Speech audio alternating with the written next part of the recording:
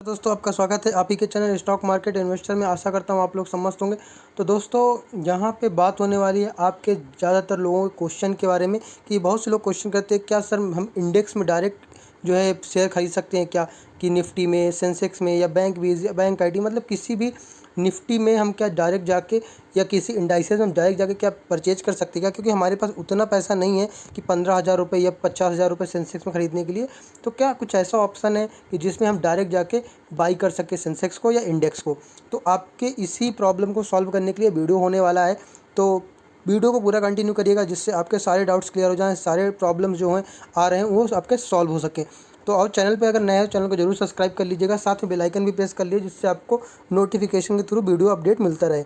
तो दोस्तों सबसे पहले बात करेंगे म्यूचुअल फंड की। अगर धीरे धीरे एक एक स्टेप करेंगे तो आपको समझ में आएगा कि एग्जैक्टली मैं क्या बात करने वाला हूँ। तो म्यूचुअल फंड क्या होता है दोस्तों? म्यूचुअल फंड होता है एक कंपनी होती है जहाँ पे छोटे छोटे लोग जो इन्वेस्टर होते हैं वो क्या करते हैं, जैसे हमारे पास 100 रुपये, किसी के पास 200, किसी के पास 500, किसी के पास 1000, वो क्या करते हैं कि अपने सभी पैसे एक कंपनी को देते हैं और वो कंपनी क्या करती है, आपको अपनी कंपनी का एनएवी इशू करती है। एनएवी इशू करती है और एक कंपनी कहाँ पैसे लगाती है? किसी भी शेयर्स में। तो जो म्यूचुअल फंड भी होता है दो टाइप के होते हैं, एक होता है डायरेक्ट मतलब पैसिव और एक होता है एक्टिव। एक्टिव में हम जो है डायरेक्ट शेयर बाई करते हैं अपने मन मर्जी, मतलब कंपनी जिसको हम पैसा देते हैं जो भी फंड मैनेजर होता है वो डायरेक्ट अपने जो है मन से कोई भी रिलायंस, एचडीएफसी या भी मतलब किसी भी कंपनी के चाहे वो शेयर बाई कर सकता है एक्टिव म्यूचुअल फंड में। इसके जो एक्सपेंस रेशियो मतलब चार्जेस होते हैं वो भी ज़्यादा होते हैं, क्योंकि यहाँ पे एक जो डायरेक्ट फंड मैनेजर होता है जो कि उसको डायरेक्ट ट्रैक करता है, इसलिए इसके चार्जेस भी ज़्यादा होते हैं। दूसरा होता है पैसिव फंड, जिसमें पैसिव फंड में हम डायरेक्ट पैसा कहाँ लगाते हैं? इंडेक्स में, चाहे वो निफ्टी हो चाहे वो सेंसेक्स हो। तो इंडेक्स में पैसा लगाते हैं, इसका एक्सपेंस रेशियो भी कम होता है कंपेयर टू अदर मतलब एक्टिव म्यूचुअल फंड। तो हमें समझ में आ गया म्यूचुअल फंड क्या होता है। म्यूचुअल फंड जो है हम पैसा देते हैं किसी कंपनी को और वो कंपनी जाके किसी सपोज दैट इंडेक्स में लगाता है पैसा या फिर किसी और शेयर्स में लगाता है, तो वही म्यूचुअल फंड हो गया। बॉन्ड्स वगैरह खरीदता है, उसके लिए मैंने डिटेल वीडियो बना रखा है, जाके आप देख सकते हैं कि म्यूचुअल फंड का बाप के नाम से मैंने ऑलरेडी एक वीडियो बनाया है, तो वो पहले आप जाके वीडियो में चेक कर सकते हैं। म्यूचुअल फंड के बारे में आपको डिटेल जानकारी मिल जाएगी। यहाँ पे दोस्तों बात होने वाली ईटीएफ और बीज, ये क्या होते हैं? बहुत से लोग बोलते हैं बीज ईटीएफ ये क्या है, मतलब मार्केट में आपने नाम सुना होगा। जो रिटेल इन्वेस्टर उनको काफ़ी मतलब जानकारी होती नहीं है। तो यहाँ पे बात होने वाली ईटीएफ की। तो अभी मैंने इंडेक्स फंड बता दिया। इंडेक्स फंड वो होता है जिसमें हम डायरेक्ट इंडेक्स में पैसा लगाते हैं। जैसे हमारे इंडिया में दो इंडेक्स है, निफ्टी 50 और सेंसेक्स। निफ्टी 50 क्या है? निफ्टी 50 जो है 50 इंडिया की टॉप कंपनीज़ का 50 जो है वहाँ पे रेशियो है निफ्टी 50। और सेंसेक्स क्या है? इंडिया की टॉप जो है 30 कंपनियों का रेशियो है। तो मतलब दोनों हमारे ये इंडेक्स हो गए। तो इंडेक्स फंड में इन्हीं दोनों एक्सचेंज में पैसा म्यूचुअल फंड लगाता है। तो चलिए अब म्यूचुअल फंड और बात करते हैं ईटीएफ की। ईटीएफ क्या होता है? ईटीएफ दोस्तों धीरे धीरे करके समझेंगे, समझ में आएगा, कोई भी प्रॉब्लम नहीं, कोई भी मतलब रॉकेट साइंस यहाँ पे है नहीं। ईटीएफ का मतलब होता है एक्सचेंज ट्रेडेड फंड, मतलब एक्सचेंज पे ट्रेड होने वाले फंड। मतलब एक्सचेंज हमारा कौन सा है? यहाँ पे दो एक्सचेंज है। तो निफ्टी 50 जो हो गया ये इंडाइसेस हो गया और बॉम्बे एक्सचेंज हो गया और निफ्टी इंडेक्स हो गया। मतलब दोनों में जो ट्रेड होता है उन्हीं को हम बोलते हैं एक्सचेंज।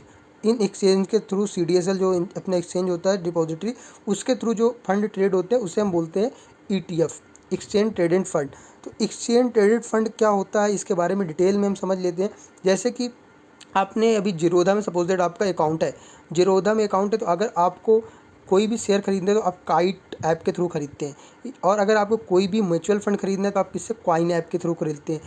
तो यहाँ पे क्या होता है म्यूचुअल फंड में आपको जो एनएवी अलॉट होती है क्लोजिंग टाइम की होती है, मतलब मार्केट चाहे जितना आप लो हो उससे मतलब नहीं, जब मार्केट क्लोज होता है उसी का आपका सपोज दैट आज जो है निफ्टी स्टार्ट हुआ मतलब सपोज दैट यहाँ पे 110 पे गया निफ्टी, उसके बाद 90 पे गया, फिर उसके बाद जो है 130 गया, फिर उसके बाद लास्ट में यहाँ पे क्लोजिंग दे दिया 105 पे। तो आपको एनएवी जो अलॉट होता है म्यूचुअल फंड 105 पे, उससे मतलब नहीं कि दिन भर में कितना ऊपर नीचे गया, उससे मतलब नहीं होता। लेकिन ईटीएफ क्या होता है? ईटीएफ जो है आपको ईटीएफ के थ्रू अगर कोई भी शेयर बाई करते हैं तो आप चाहें तो जैसे सपोज दैट यहाँ पे आपने ईटीएफ निफ्टी स्टार्ट हुआ था 100 से और उसके बाद लो बनाया 90 का, तो अगर आप ETF में बाई करना चाहते हो तो आप जो एज अ जैसे शेयर जैसे आप नीचे जाता है बाई कर सकते हो। तो एज अ अगर ट्रेडर हैं तो उनके लिए ETF बहुत ज़बरदस्त, अगर निफ्टी में ट्रेड करना चाहते हैं और F1 वगैरह के झंझट में फंसना नहीं चाहते तो वो ट्रेडिंग आराम से ETF में कर सकते हैं। तो अगर ये 90 तक लो बनाए, उसके बाद ये जो है ऊपर गया 100 से स्टार्ट हो 120 तक गया अगर निफ्टी, तो आप यहाँ पे सेल भी कर सकते हो। केवल आपसे वही जो ब्रोकरेज वगैरह चार्जेस होते हैं जो इंट्राडे के वही लिए जाएंगे। तो ये एक ETF की सबसे बड़ी अच्छी बात होती है कि हम चाहे जब भी शेयर को बाई एंड सेल कर सकते हैं, क्योंकि और इसका जो प्राइस भी आपको तुरंत ही अप डाउन होते हुए देखने को मिला, क्योंकि ये एज अ शेयर एक्सचेंज पे ट्रेड होता है, एज अ शेयर आपको ट्रेड होगा।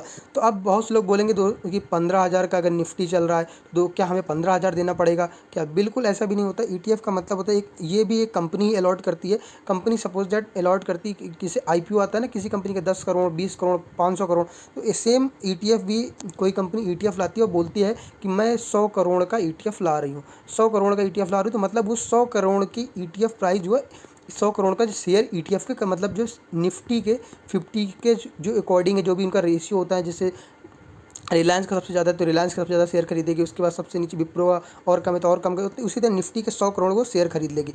और उसी के अकॉर्डिंग मतलब कि अगर आपके 1/10 मतलब ETF का जो होता है 1/10, अगर निफ्टी का शेयर प्राइस 10,000 चल रहा है तो ETF का 100 रुपये होगा। अगर 15,000 चल रहा है निफ्टी का तो ETF का जो प्राइस हो जाएगा 150 रुपये।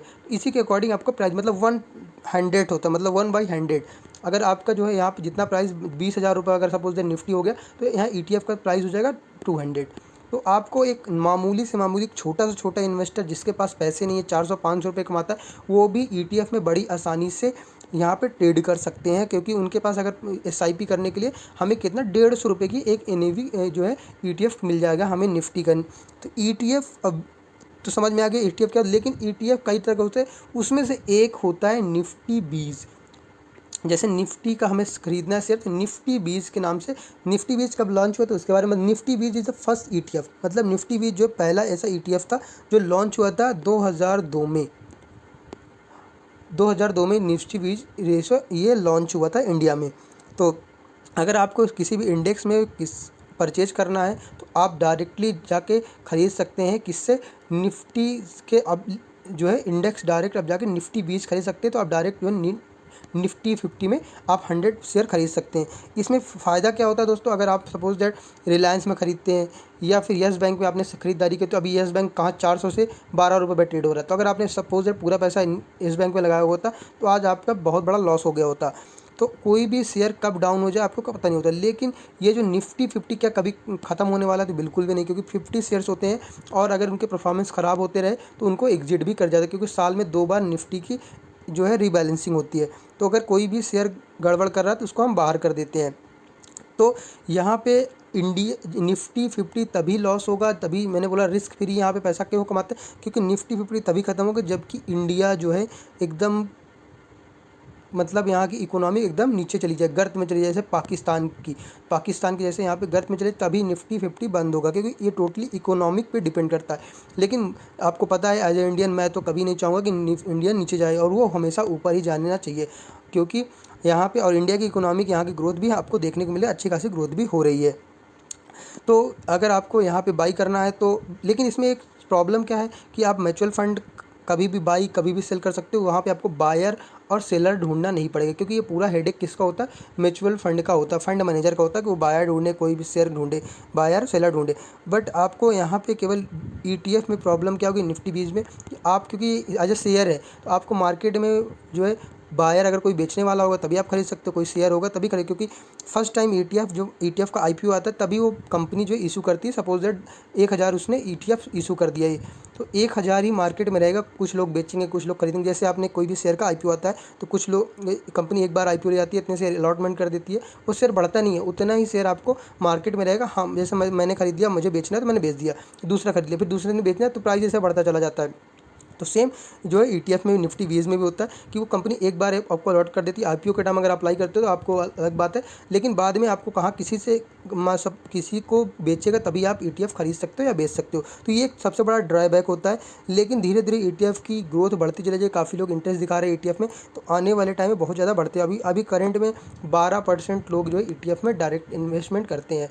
तो मैं सजेस्ट करूँगा वैसे ईटीएफ में आप इन्वेस्टमेंट करिए जो कि बहुत ज़्यादा ट्रेड होते हैं, दिन में बहुत ज़्यादा ट्रेड होते हैं। जैसे कि एक मैं ईटीएफ बता, कोई सजेशन नहीं है मेरा, निप्पॉन का ईटीएफ है, निप्पॉन का बीज है, निप्पॉन निफ्टी बीज, उसमें आप जो है काफ़ी अच्छी ट्रेडिंग होती है और काफ़ी लिक्विडिटी भी देखने को मिलती है। मैं एक बार आपको दिखा देता हूँ। तो दोस्तों आप देख सकते हो, मैंने जो है जाके एनएससी की वेबसाइट पर टाइप किया निफ्टी, तो आप देख सकते हो कितने यहाँ पे ढेर सारे ईटीएफ या फिर निफ्टी बीज वगैरह आ चुके हैं। आप किसी एक को यहाँ पे चूज कर सकते हो। मैं सपोज ऊपर चूज करता हूँ निप्पॉन जो है इंडिया ईटीएफ 20 को मैं चूज करता हूँ और मैंने इस पर क्लिक कर दिया। तो अभी मैंने जब क्लिक किया तो अब यहाँ पे ओपन हो जाएगा और उसके बारे में हम बात पढ़ लेते हैं कि कैसा क्या आज का परफॉर्मेंस रहा उसका। तो दोस्तों यहाँ पे देख सकते हैं, यहाँ पे ट्रेडेड वॉल्यूम दिया है, ट्रेडेड शेयर दिया है। तो आप देख सकते हैं यहाँ पे कितना ट्रेड हुआ है। तो यहाँ पे देख सकते हैं फ्री फ्लो मार्केटिंग कितना देखने को मिल रहा है। यहाँ पे 52 हाई भी देखने को मिल रहा है, लो भी देखने को मिल रहा है। और यहाँ ट्रेडेड वॉल्यूम लैक्स में दिया है, 1 लाख जो है 1,01,70 जो है शेयर्स जो है 1,170 लाख शेयर जो है ट्रेड वॉल्यूम हुआ है। तो अच्छा खासा मतलब ट्रेडिंग इस कंपनी में, इसमें इस ईटीएफ में होती है। आज की डिलीवरी परसेंटेज की बात करें तो आप देख सकते हैं 58% डिलीवरी ईटीएफ उठाई गई है। तो ये इससे एक फ़ायदा क्या होता है दोस्तों कि क्या इसमें बोनस या फिर स्प्लिट या फिर डिविडेंड भी मिलता है? तो बिल्कुल डिविडेंड वगैरह सब मिलता है। आप देख सकते हैं यहाँ पे कि इसका फेस वैल्यू जो है सब स्प्लिट हुआ था और इसका फेस वैल्यू 10 का 1 हुआ था। अगर आपके पास एक ईटीएफ था तो आपको 10 ईटीएफ मिल गया था 2019 में। और उसके पहले आपको पर यूनिट आपको, अगर आपके पास एक ईटीएफ तो 8 रुपये डिविडेंड भी मिला था, 7 रुपये। मतलब ये ईटीएफ ही आपको डिविडेंड देती है, कंपनी का डिविडेंड नहीं मिलेगा कि अगर रिलायंस ने आपको डिविडेंड दिया तो वो मिलेगा, वो आपको नहीं मिलेगा। आपको केवल जो है वही मिलेगा जो है निप्पॉन कंपनी अपना डिविडेंड देगी वही। तो मोस्टली क्या होती है, कंपनियां ये जो डिविडेंड कंपनी देती है उसको एकत्रित कर लेती हैं और उसके हिसाब से वो डिविडेंड पे कर देती है सभी को। तो अच्छे ईटीएफ में जाने से यही फ़ायदा होता है कि लॉन्ग टर्म में अच्छा का। ये टोटली अगर आप देखोगे तो ये दो जो निफ्टी को फॉलो करती है, निफ्टी का जो है इंडेक्स थोड़ा सा कम जरूर होगा क्योंकि इसके थोड़े से चार्जेस भी होते हैं, वो कि मामूली से होते हैं। चलिए एक बार कंपेरिजन कर लेते हैं निफ्टी से भी। दोस्तों यहाँ पे मैंने बात देखा है निफ्टी 50 में जो 3 महीने में 3.73% रिटर्न दिया है और बीज ने 3.94, मतलब ज़्यादा रिटर्न दिया है निफ्टी 50 से।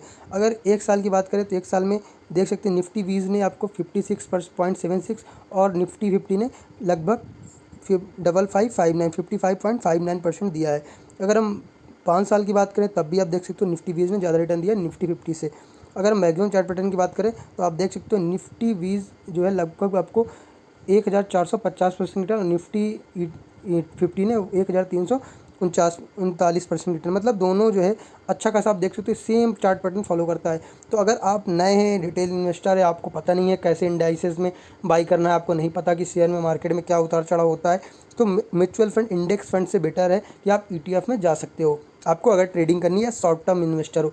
हाँ, अगर आप लॉन्ग टर्म इन्वेस्टर हो तो मैं सजेस्ट करूँगा कि mutual fund index mutual fund में जाइए, क्योंकि लॉन्ग टर्म इन्वेस्ट में आपको कोई भी ज़्यादा फर्क नहीं पड़ता है। निफ्टी ईटीएफ में शॉर्ट टर्म में थोड़ा सा फर्क इसलिए पड़ जाता है क्योंकि म्यूचुअल फंड में आज आप बाई करते हो, आज मान ली मार्केट 4% गिर गया तो आप अगर आज बाई करना चाहते हो म्यूचुअल फंड, तो आज बाई नहीं करके कल बाई करेगा आपका जो है, क्योंकि आप देखते हो 2 से 3 दिन टाइम लगता है आपको क्लियर होने में फंड या फिर आपके एनएवी अलॉट होने में।